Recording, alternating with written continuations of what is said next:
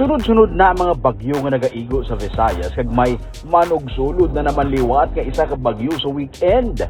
Masako na ang tanan sa pagpanghanda kag samtang nagakaayo kita sa aton nga mga balay o kung nagapangtapas sa mga sanga sa kahoy, napilasan o kung bangud sang sige-sige nga ulan, ginatrangkaso na. O kung na-stress na naman kay may bag-o na naman nga bagyo, gani nagsaka ang blood pressure. Tandaan, nga safety is our priority all the time gani kung napilasan o kung nagalain na pamatyag, magpa-check up antes maglala.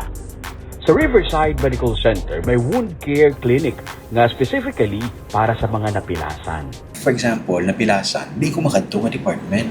Kung napilasan ka, sir, may ara kami wound care. Wound care.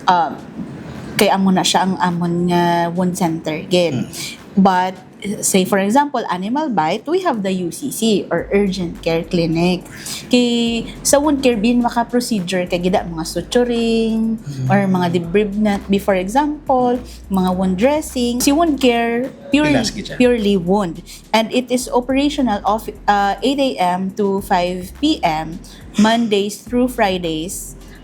Except lang kung holidays, kay close man sila. Kung alang-alang mag-absent kay kadamo sang talapuson kay end of the year na dugay-dugay, pwede sa gyapon magpakonsulta bisan beyond office hours. Bukas ini 24 hours a day. Wala ka nasang rason nga hindi makikita sa doktor. UCC naman niya, dira ka naman niya gaan bulong sa mga animal bite, mga anti-tetanus, anti-rabies. So like an outpatient care. Who seeks consult, pediatrics, internal medicine, and surgery.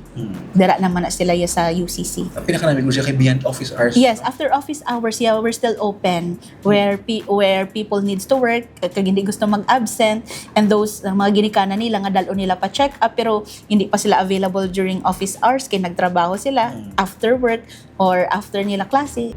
Kung emergency cases naman dalas ang maulanon nga panahon o kung kinan-anay bangod sang early Christmas parties, open 24 hours a day, 7 days a week ang emergency rooms ang Riverside. Si area open 24/7 kag so long as makaya namon to our ang amon nga capacity ga-accept kami, especially now with the calamity no nga ginhatag ni Tino.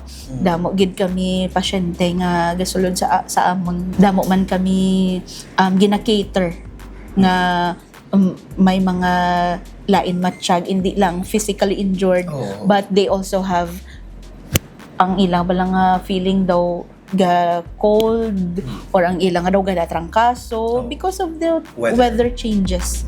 Tandaan, sa sini nga panahon sa kalamidad, priority ta dapat ang aton nga safety kag health.